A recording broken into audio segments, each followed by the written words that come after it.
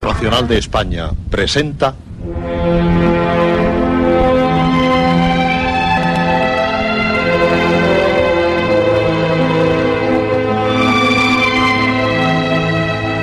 Historias.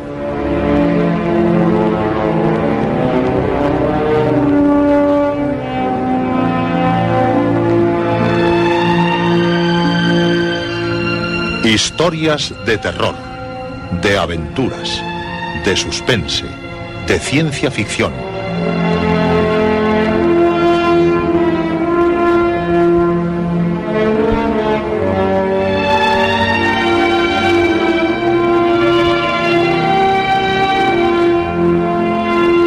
Un programa escrito y dirigido por Juan José Plans.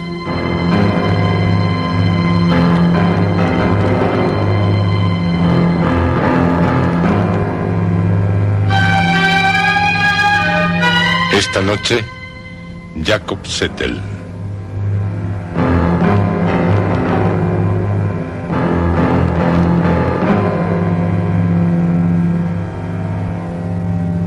Esta es la noche de cuantos desean vivir historias.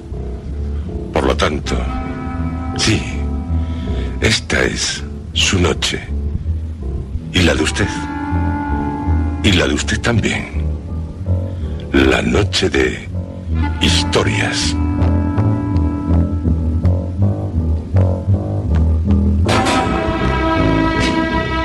Esta, para los del Club Historias, del Club Solo Apto para Intrépidos, será una gran noche. Porque en esta noche iniciamos un ciclo dedicado a Bram Stoker, el creador de Drácula.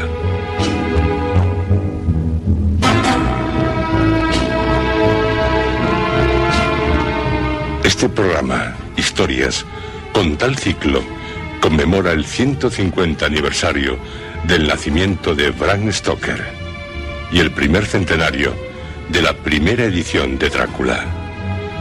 Prepárense, vivirán pesadilla tras pesadilla.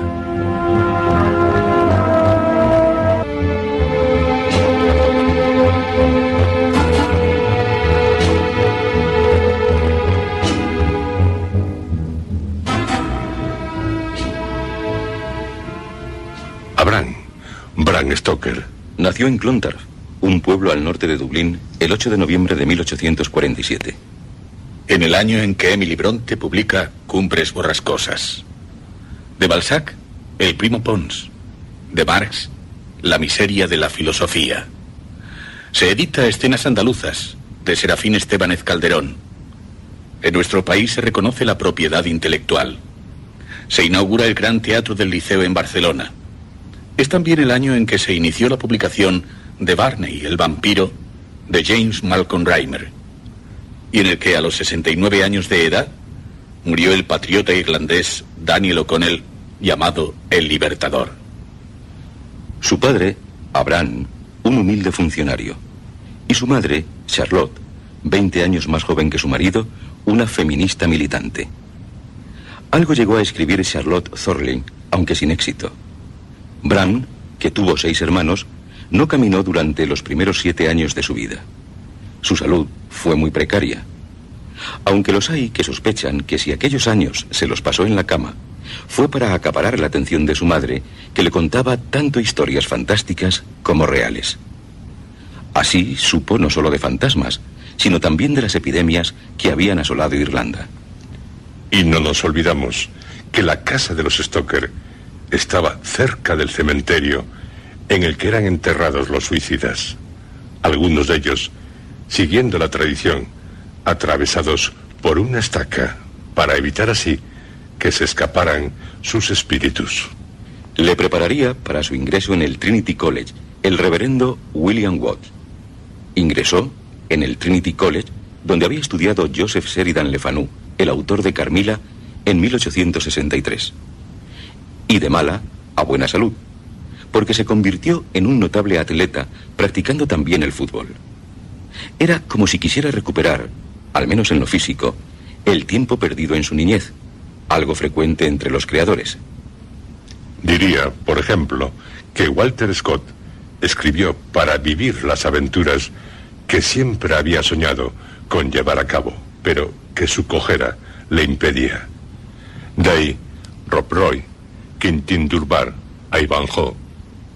Bran, en el Trinity College, resultó no solo un gran atleta, se había convertido en un muchacho musculoso de 1,85 m de estatura, sino también un gran orador.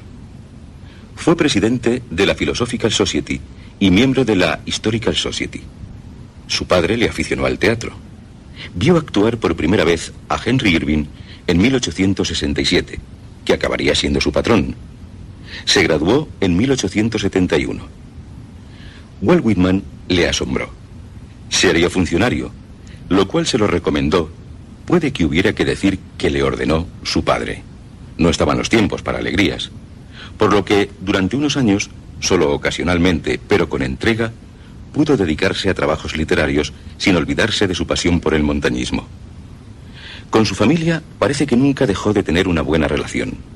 No solo con sus padres, sino también con sus hermanos. Lo de funcionario, tras acabar sus estudios en el Trinity College, en el que había entrado, curioso, para estudiar preferentemente ciencias exactas, lo soportaba, pero solo eso.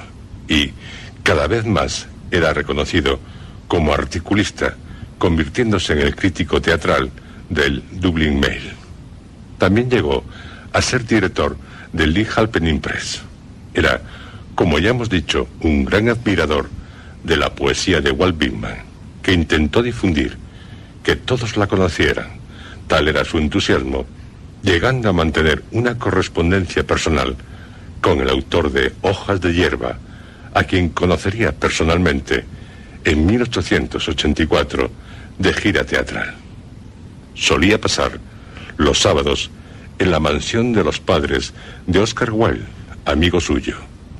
El padre de Wilde, Sir William Wilde, era gran conocedor del folclore irlandés, por lo que no nos debe extrañar que la hablada del Deardur, el vampiro de aquellas tierras, cuyas características ya les comentamos al ofrecerles Carmilla.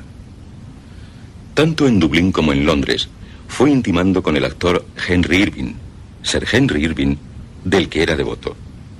Y en octubre de 1878, el actor le pidió que fuera su secretario particular, así como representante de su compañía y director administrativo del Lyceum, del que había logrado hacerse con la mayoría de las acciones. Stoker aceptó entusiasmado. Y antes de dedicarse a su nuevo trabajo, se casó con Florence Balcon, 11 años más joven que él, que había sido la primera novia de Oscar Wilde. Florence poseía una gran hermosura. Para algunos, como el novelista George du Maurier, una de las mujeres más bellas de Inglaterra. Se duda si el matrimonio fue feliz. Los hay que dicen que si Stoker frecuentaba los prostíbulos de Londres y París, se debía a que su mujer era frígida. No obstante, cara a la sociedad, nunca dejaron de mostrarse estrechamente unidos. Y puede que lo estuvieran. Florence dio a luz a Irving Noel Thornley Stoker. Bran, a los 39 años, estudió leyes.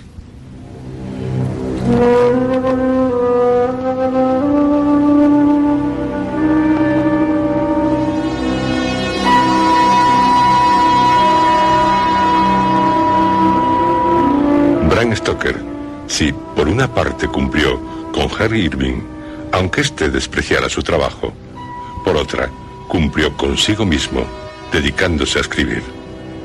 Cierto que las obligaciones de los escribanos en los tribunales de primera instancia de Irlanda fue su primer trabajo publicado en 1879, pero no es a tener en cuenta. Y sí una colección de cuentos recogidos en un libro en 1882, escritos entre 1878 y 1879, titulado Bajo el Sol Poniente, con un poco de folclore y un poco de misterio. En 1886, un trabajo a reseñar, Impresión sobre América, texto de la conferencia pronunciada el 28 de diciembre de 1885 en la London Institution. Se cree que hacia 1887 ingresa en la sociedad secreta Orden Hermética del Alba de Oro, fundada en el mismo año por Samuel Liddell Mathers, William Wynne Westcott y William Waldman, siendo otros miembros J. Stevenson, Conan Doyle, Manchen, Rider Haggard, Sakan Romer, Algernon Blackwood. ¡Qué plantel de autores! Envidiable por cualquier asociación. Aquella iniciática y esotérica relacionada con los Rosacruces, pero tal vez se haya exagerado, aunque estando el espíritu de Fu Manchu por allí, así como el de Sherlock Holmes, Dr. Jekyll y Mr. Hyde, neopaganos decían que eran. En 1990 publicaría su primera novela, El desfiladero de la serpiente, ambientada en Irlanda, a la que seguirían obras, novelas y relatos como Croken-Sands, El hombre de Sorrox, El Watersmouth, El hombre de Shasta, Drácula, La señorita Betty, El misterio del mar, La joya de las 7 estrellas, El hombre, Las puertas de la vida, Lady Atheline, Atrapados en la nieve, La dama del sudario, La madriguera del gusano blanco. También recuerdos personales de Henry Irving, donde curiosamente no nombra a su amigo Oscar Wilde, a quien el actor prohibió la representación de Salomé, y eso que Wilde había elogiado Drácula. Y póstumamente se editó en 1914 El invitado de Drácula y otros relatos fantásticos, conteniendo, además del que da título al libro, La casa del juez, Profecía gitana, El secreto del oro multiplicado, La piel roja, El entierro de las ratas, Un sueño de manos rojas, La llegada de Abel Behan, incluyéndose también Croken-Sands. Tras 6 años de enfermedad, sífilis, habiendo fallecido ya Henry Irving en 1905, Bram Stoker murió el 20 de abril de 1912, atendido por su mujer y su hijo, en el año en que Antonio Machado publicó Campos de Castilla.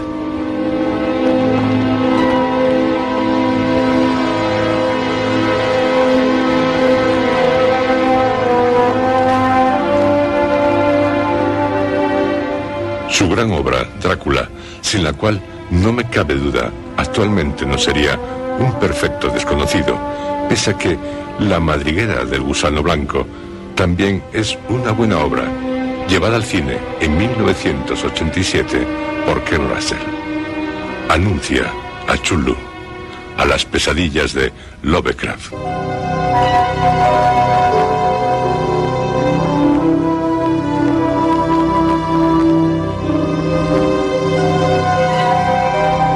Y ya, una de las historias escritas por Bram Stoker, la de Jacob Settle, una pesadilla manchada de sangre, una pesadilla que a Jacob Settle le tortura una y otra vez, y que también le torturará a usted.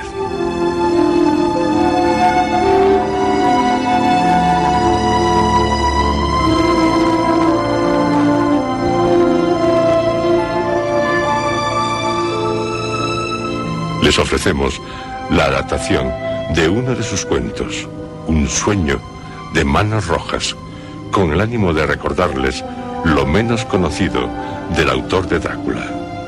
Un relato que, indudablemente, inquieta, pero en él hay algo más, debido a las creencias de Stoker, quien con tanta maestría supo tratar a uno de los servidores del mal, el vampiro, no se olvidó de los servidores del bien. En esta historia hay ángeles. Ya sabrán por qué. Y pronto, porque un escritor del que solo sabemos su nombre, Jack, nos dice: Jacob Settle, me dijeron. Se trata de alguien muy torpe, obtuso. Esa fue la primera impresión que me dieron sobre Jacob Settle. Pero luego me di cuenta de que tenía ideas al igual que todos sus compañeros de trabajo. Que era una persona que pensaba. Decían que era muy torpe. creo que en tales palabras había cierta tolerancia y una ausencia de sentimientos positivos. No era una opinión pública sobre él. Sin embargo, existía cierta disparidad entre lo que se decía de Jacob Settle y su aspecto, lo cual hizo que me interesara por él. Era, según descubrí, un hombre dado a hacer favores mientras no se tratase de dinero, más allá de sus escasos medios, pero sí en los muchos medios de previsión, ayuda y autorrepresión, que son las verdaderas limosnas de la existencia. Las mujeres y los niños confiaban implícitamente en él, aunque, cosa extraña, solía apartarlos de sí, salvo cuando alguien caía enfermo, momento en que sí podía, se presentaba para echar una mano, tímida y torpemente.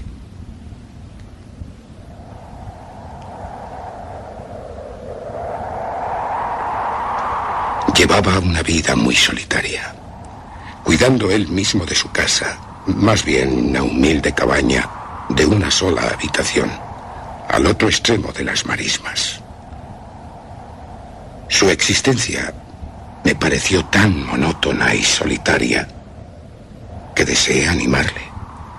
Y con este objetivo aproveché la ocasión de estar ambos sentados junto a un niño, al que yo había herido por accidente, para ofrecerme a prestarle algunos libros. Sí, se lo agradezco, señor. Seguro que me interesarán. Ay, y no se preocupe, se los cuidaré.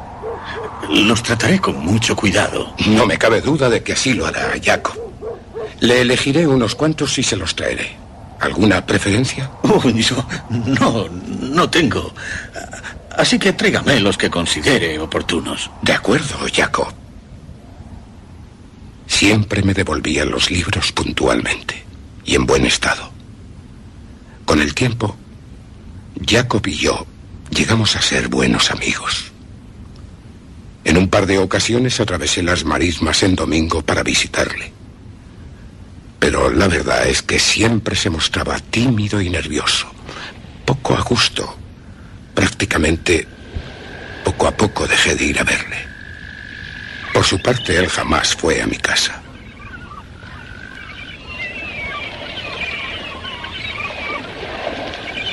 Un domingo regresaba de un largo paseo más allá de las marismas y al pasar por su cabaña me detuve a saludarle.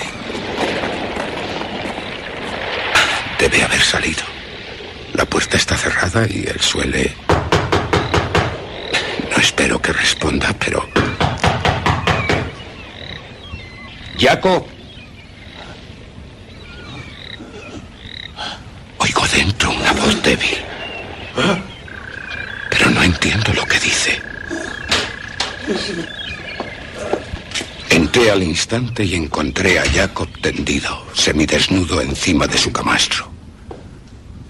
Estaba tan pálido como la muerte. Su rostro bañado en sudor. Sus manos asían inconscientemente las ropas de la cama, como un hombre que se ahoga agarra lo que puede. Pero Jacob, ¿qué le ocurre? Está enfermo.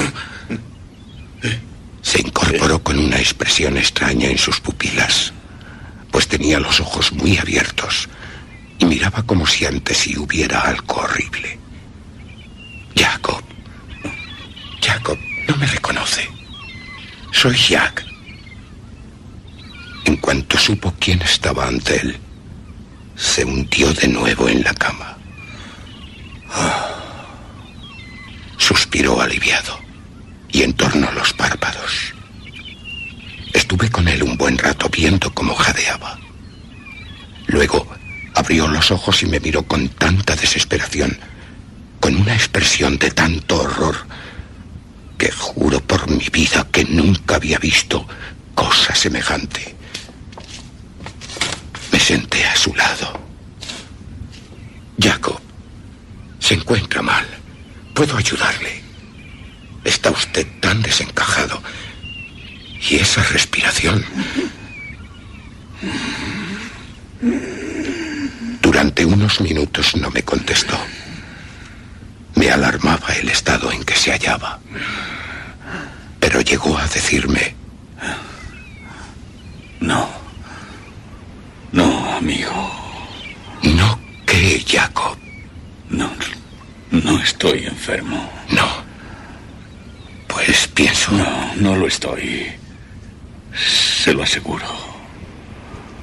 Me miró fijamente y se incorporó algo apoyándose en un codo.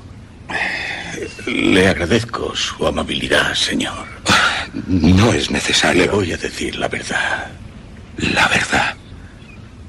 No estoy enfermo. No soy presa de ningún mal de los que tratan los médicos. Aunque bien es cierto que existen peores dolencias de las que ellos tratan. No le comprendo.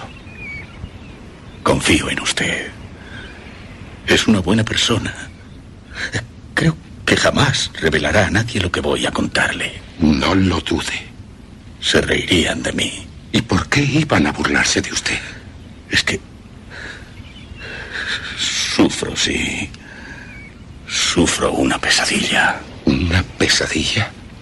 Pero, amigo, las pesadillas en cuanto uno se despierta, se acaban y se olvidan. Así que, si solo se trata de una pesadilla, Jacob... No. Lo que usted dice puede aplicarse a las personas que viven plácidamente, que viven en compañía de seres queridos. Pero para los que vivimos solos, para los que no tenemos a nadie, es 1000 veces peor. Aún así, Jacob, una pesadilla solo es una pesadilla. ¿Qué goce puede existir para mí en un lugar como este? Cuando despierto en medio del silencio de la noche, rodeado por la marisma, hay voces y rostros. Y esos rostros convierten mi despertar en un sueño. No, un sueño no. En la peor de las pesadillas. Si no estuviera tan solo. No, amigo, no. Es algo más complejo, muy difícil de explicar. Y más de que alguien lo entienda, por muy inteligente que sea. Usted no tiene un pasado que pueda enviar sus legiones a las personas en la oscuridad, en el vacío. Y ojalá no lo tenga usted nunca. Realmente, Jacob, me es difícil entenderle. Estará desvariando. Hace 2 noches que lo soñé. La primera resultó algo espantoso, pero resistí. En la última noche, la expectación fue en sí misma peor que el sueño. Hasta que el sueño llegó, barriendo todo recuerdo de un dolor menor. Estuve despierto hasta que amaneció, y entonces se repitió otra vez. Y ahora vivo en tal agonía que estoy seguro no la sufren ni los moribundos. Y temo. ¿Qué, Jacob? ¿Qué es lo que teme? Temo la llegada de la noche. Intente dormir temprano, antes de que anochezca. Lo que necesita es descansar y olvidar. Lo logrará con un sueño reparador. Le prometo que si sigue mi consejo, a partir de esta noche, ya no sufrirá de pesadillas. ¿Usted cree? Sacudió pesarosamente la cabeza. Estuve con él un rato más y luego me fui.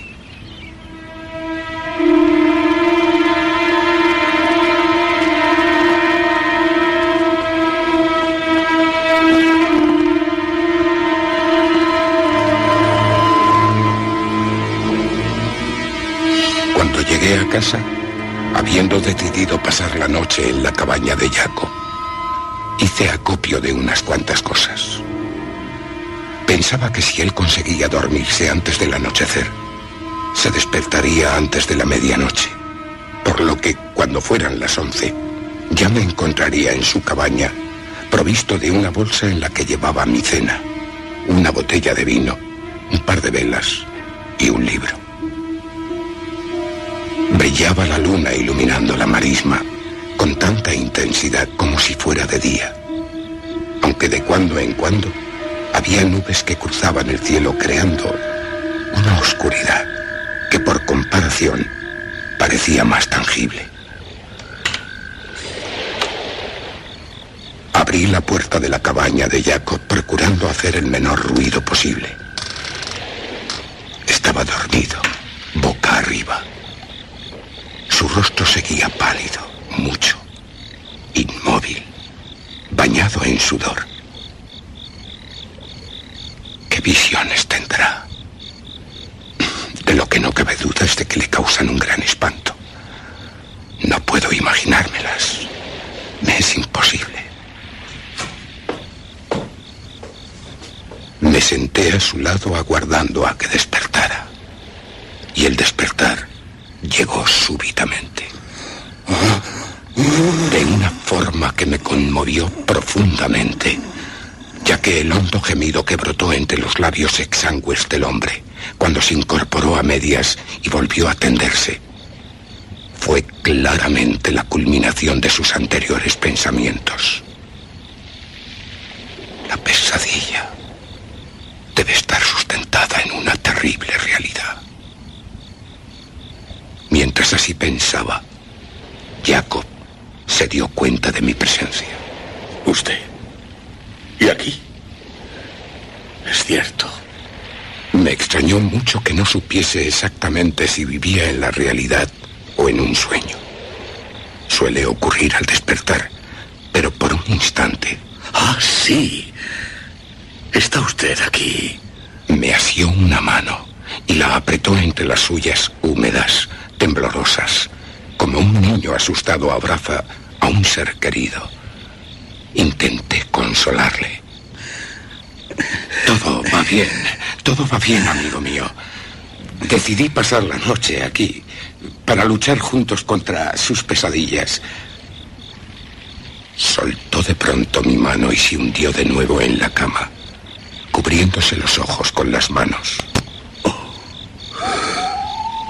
Luchar contra esa diabólica pesadilla. No, señor. No es posible. Ningún poder mortal puede luchar contra ese sueño. ¡Ninguno! Está grabado aquí, en mi mente. Es el mismo sueño, siempre el mismo. Jacob. Y sin embargo, cada vez me tortura más. ¿Cuál es su sueño? No. Mejor que no se lo cuente. Y puede que no vuelva a soñarlo. Creo que me oculta algo. Algo que está más allá, sí. Más allá del sueño.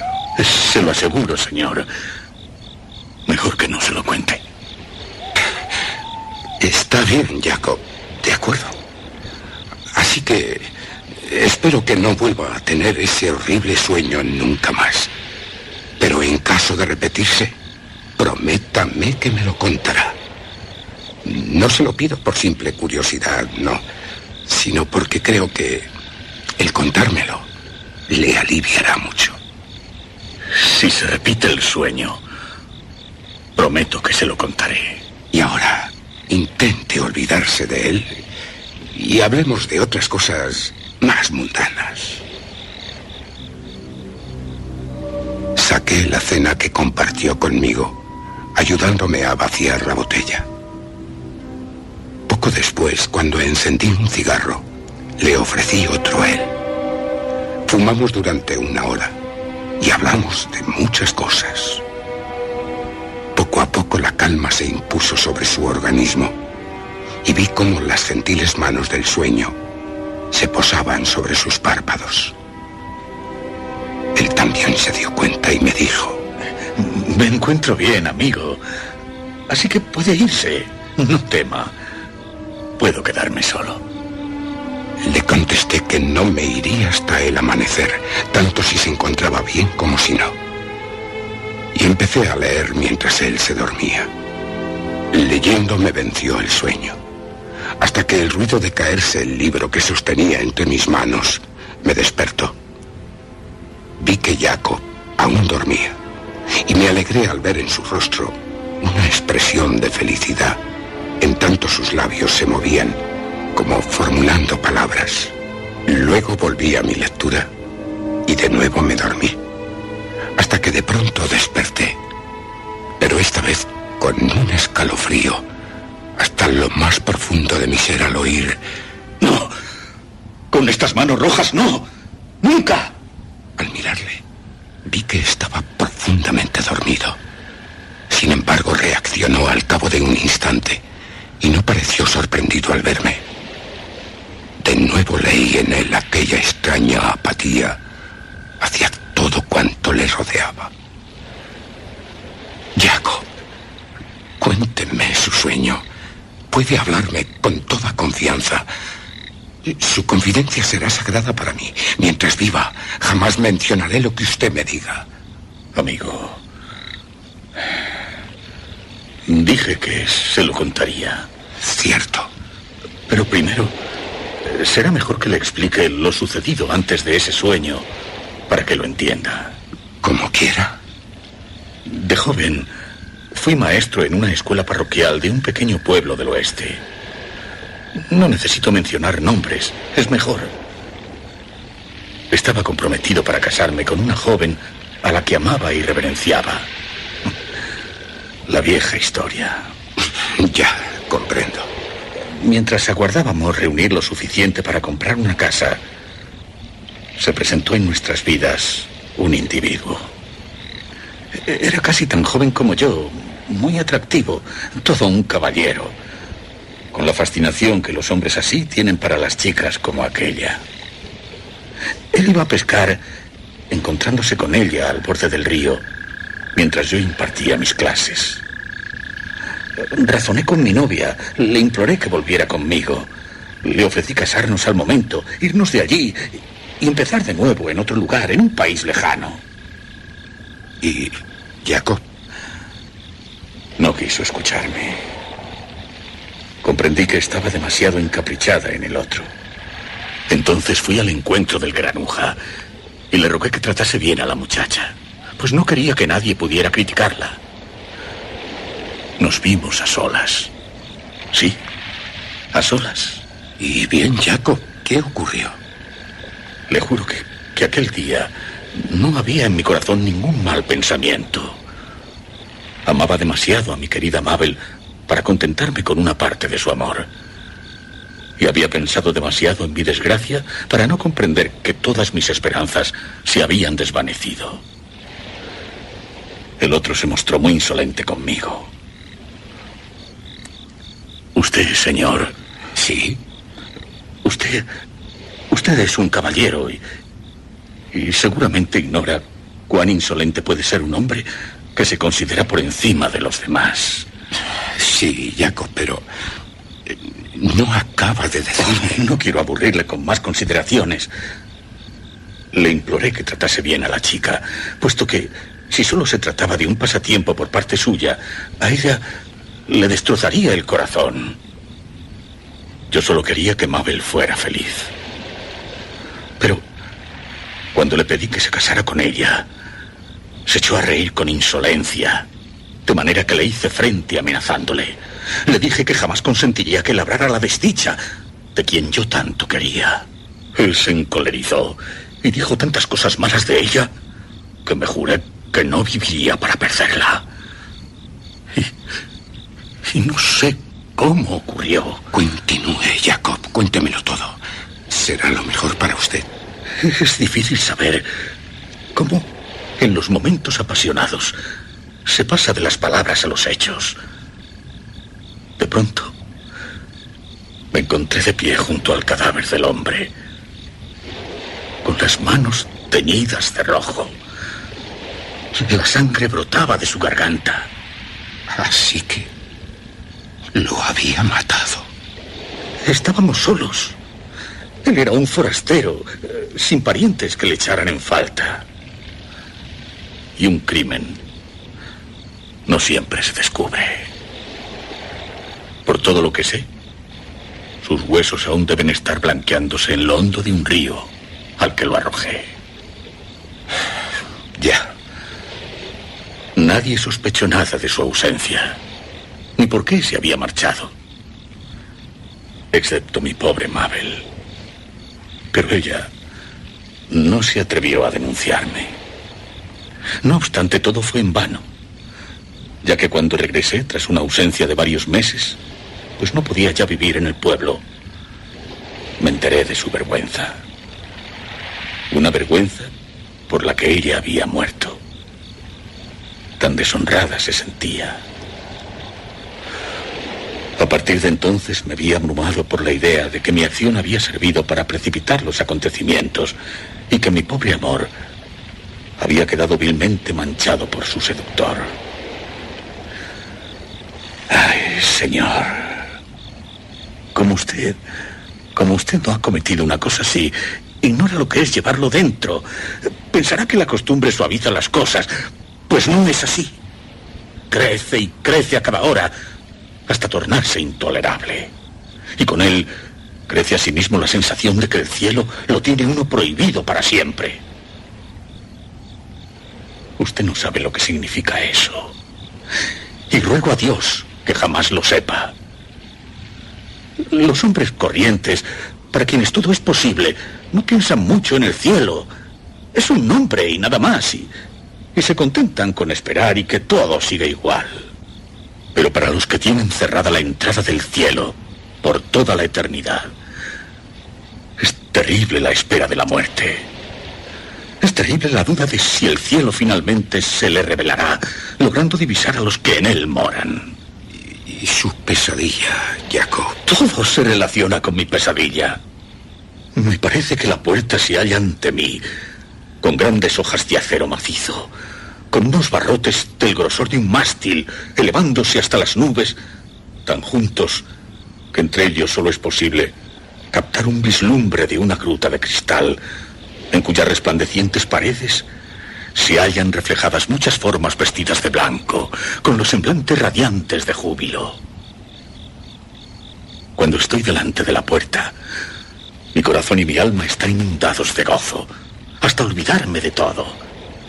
En la puerta hay dos ángeles con alas relucientes, pero con rostros muy severos.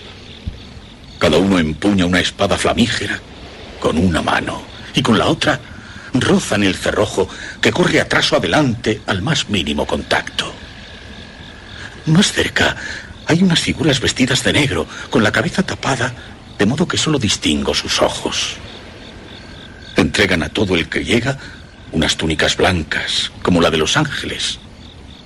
Se oye un murmullo que les dice a los que llegan que deben ponerse las túnicas sin la menor mancha. De lo contrario, los ángeles no les dejarán pasar, sino que los alejarán con sus llameantes espadas.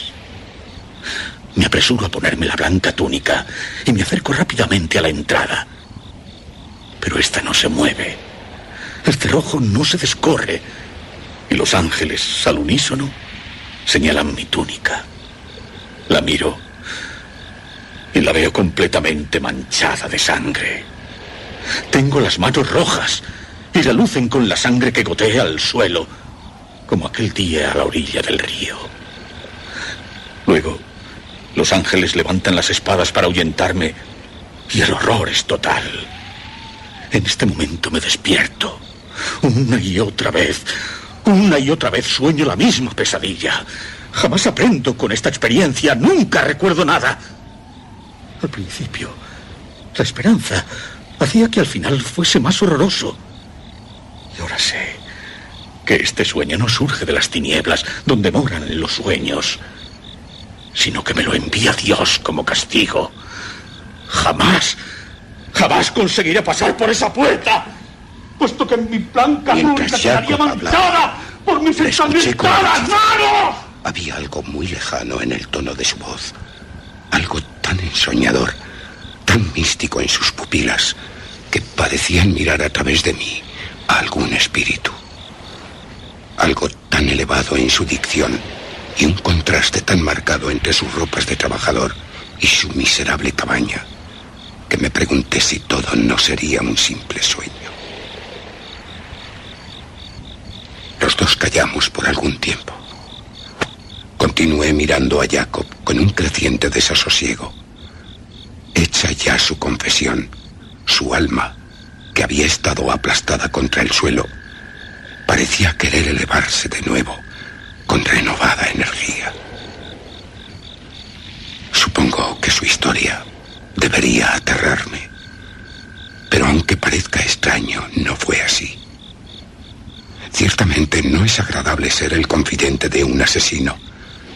Pero aquel pobre hombre parecía haber sufrido una insolente provocación sin haber tenido el menor propósito de derramar sangre ajena, por lo que no pude por menos de compadecerle. Me propuse consolarle. Le hablé con toda la serenidad que me fue posible. No tiene por qué desesperarse, Jacob. ¿No?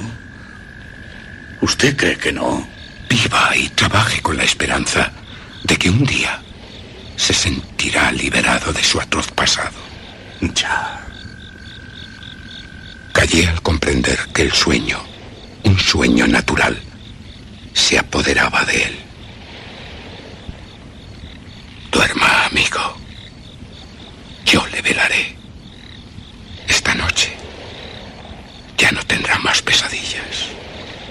No sé cómo agradecerle sus atenciones para conmigo, pero pienso que será mejor que se vaya. Intentaré dormir. Desde que me he sincerado con usted, se me ha quitado un peso de encima. Si en mí queda algo humano, deseo intentar rehacer mi vida. Me iré puesto que ese es su deseo. Pero siga mi consejo. No viva tan solo. Únase a hombres y a mujeres. Viva entre ellos. Comparta sus penas y sus alegrías. Le ayudará a olvidar. Esta soledad acabará por trastornarle. Seguiré sus consejos. Cuando me dirigí a la puerta, Jacob me siguió con la mirada.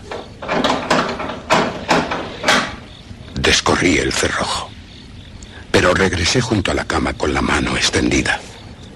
La cogió con las suyas y sentándose en su lecho, me dijo: Gracias. Ánimo, hombre, ánimo. Aún le queda mucho por hacer en este mundo, Jacob. Seguro que podrá ponerse la túnica blanca y atravesar la puerta.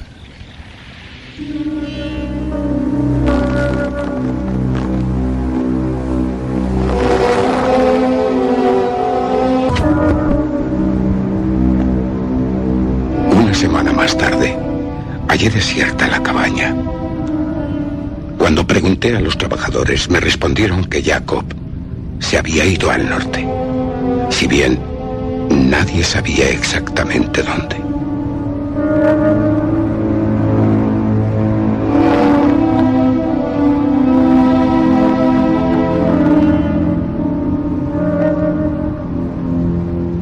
Dos años después me hallaba pasando unos días con mi amigo el Dr. Munro en Glasgow.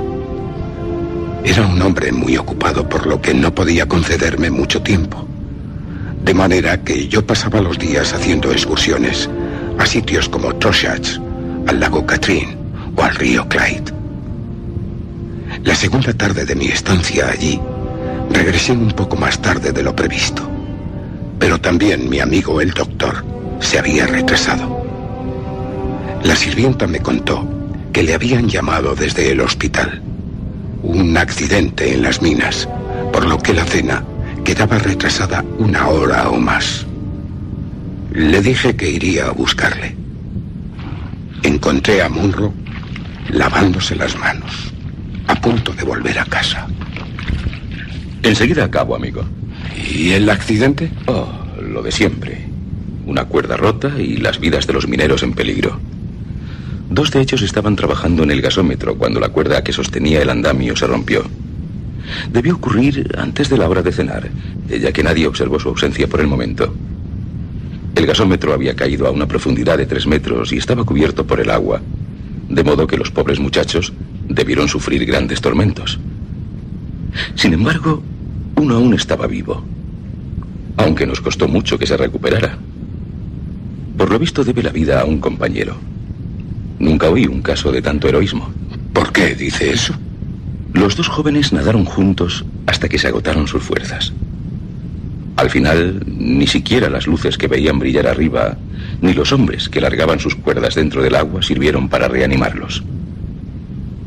Sin embargo, uno de ellos se fue al fondo, sosteniendo al otro encima para que pudiera respirar. Y esto fue lo que le salvó la vida. Ya. Cuando lo sacaron fue una visión espantosa, ya que el agua allí es como un tinte purpúreo debido al gas y al alquitrán. El que se salvó parecía totalmente bañado en sangre.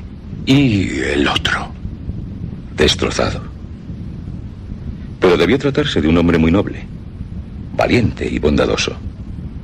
La lucha debajo del agua seguramente fue espantosa, lo cual se adivina por la sangre que mancha sus extremidades.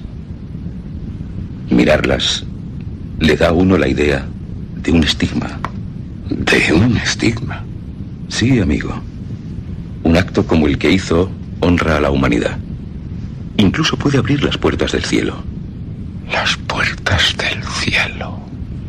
Bueno, no es una visión agradable. Pero usted es escritor y este es un caso maravilloso. Es algo que usted no debe perderse, ya que probablemente nunca tropezará con nada parecido.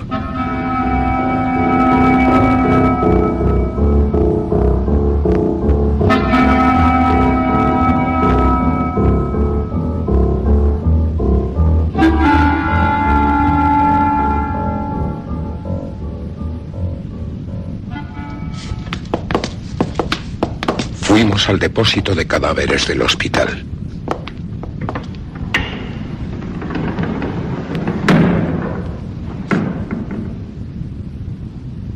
Sobre un mármol había un cuerpo cubierto con una sábana.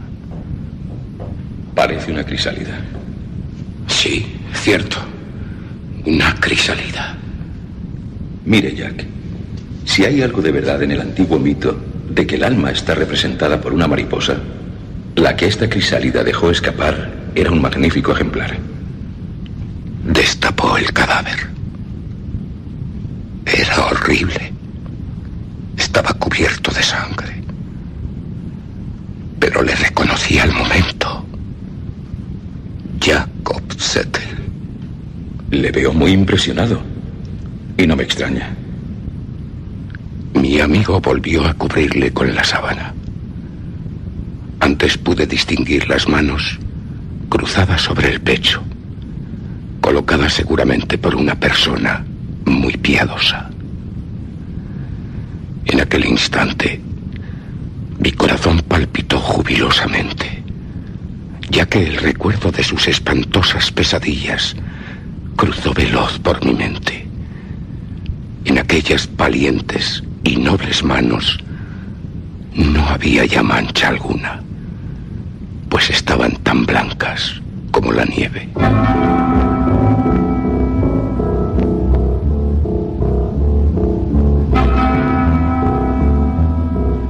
Comprendí que la pesadilla había concluido para siempre. Aquella alma tan noble había logrado atravesar por fin la puerta del cielo. La túnica blanca no había quedado manchada por las ensangrentadas manos. Jacob Settle descansaba en paz. Ya descansaba en paz.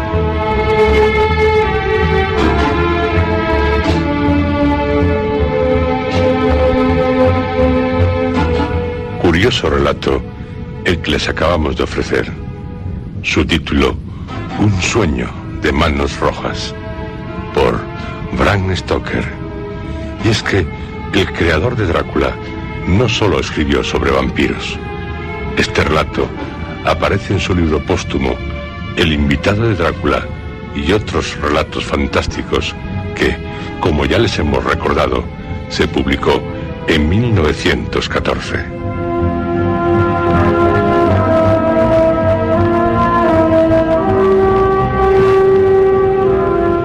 Si les hemos ofrecido este relato, es para que conste que a Bram Stoker no debe identificársele únicamente con su más famoso y mítico personaje, el conde Drácula. Drácula, qué duda cabe, es su obra maestra, pero el resto de su obra también debe ser conocida por cuantos son sus fieles seguidores. Relatos como Un sueño de manos rojas inquietan, como también les inquietará y les horrorizará, el que les ofreceremos en nuestra próxima cita, La Mujer India. En este cuento, Bram Stoker nos traslada a Nuremberg. Iremos a la Torre de las Torturas, una siniestra torre, una torre en la que está la Dama de Hierro, o la Virgen de Hierro, o la Dama, o la Virgen de Nuremberg. ¿Quién es uno de los artefactos más espantosos que se han creado para practicar la tortura? Un cuento en el que una gata negra clava sus ojos amenazadoramente en alguien. Deseamos que no sea en usted.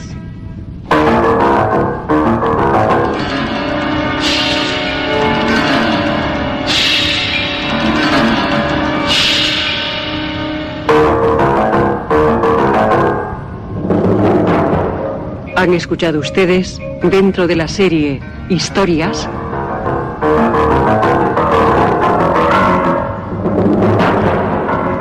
Jacob Settel.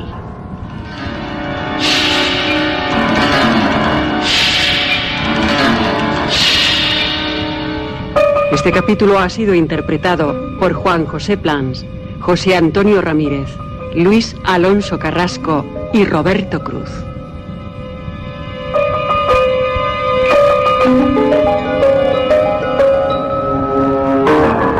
Efectos especiales, Joaquín Úbeda. Realización técnica, Armando Multedo y Adolfo Abarca. Dirección, Juan José Plans.